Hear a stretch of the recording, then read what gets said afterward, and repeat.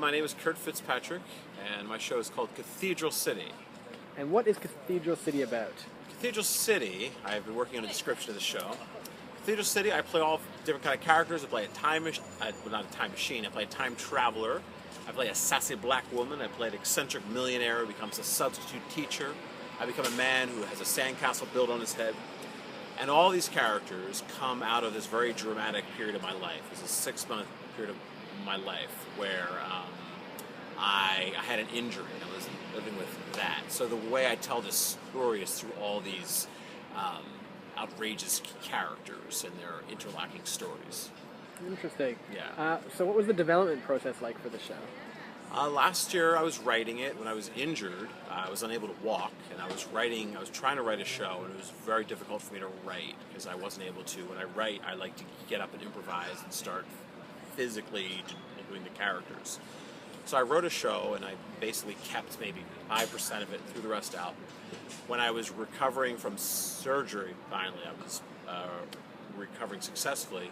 I was then able to loosen up, and I was able to write some bits. I was able to write sketches with all these characters.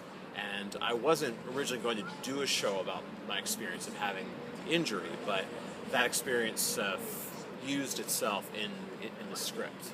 So it was like these other characters were happening, these other characters were having their adventures, and they were kind of happening around the experiences that I was having. The title Cathedral City comes out of, years ago I did a Google search on my own name, and it listed all this I found a website that had all this information on me, and one of the facts that they listed was my place of death was Cathedral City. Interesting. So Cathedral City plays out this big part. Like when I had my injury, there was a lot of things I don't know how to describe it, but like I wasn't sure if I was going to heal, and I wasn't sure like if I was actually going to walk all right again. It was kind of like anyone has surgery, you're not totally sure if you're going to survive the surgery. People do die during surgeries, even with back injuries.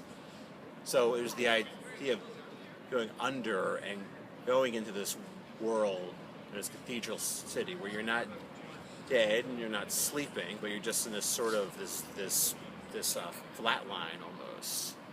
And so I imagine I'm in this flat line, and that's where all these other characters who I play are kind of having these adventures, like the time traveler is going through all these different time periods, and he happens to come across us seeing me being operated on. That's very cool. Different things. So when's your next show? My next show is tonight. It's Tuesday. So when's the one after that? Because Okay. they won't get to see that one. Well, if you're at the Ottawa Fringe, I have shows Thursday, Friday, and Saturday. All different times. I believe Thursday, I could top of my head. They can look it up. Yeah, they can look it up. Yes, but it's playing at the Studio Leonard Gold. I think I'm pronouncing it correctly. Yeah, it's right behind you too. Doing my best. Yes, there it is. Yeah. Perfect. So what have you gotten to see here in Ottawa so far? What have you loved? Oh, I saw some great shows. I saw The Pit, and I saw Assassinating Thompson, which I really liked. I like Dolores, even though it's all in French, so I couldn't understand it, except for the words Al Pacino. I understood that.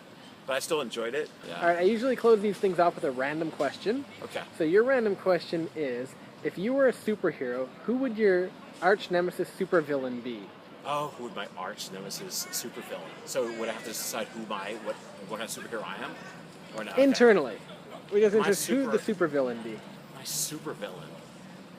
Probably my supervillain would be probably Flat-Faced Man, which would be like I'm trying to do I'm trying to be funny, but a flat-faced man just has a flat face and never laughs or responds. Just like, excellent. kind of like that. Flat-faced Man would be my arch nemesis.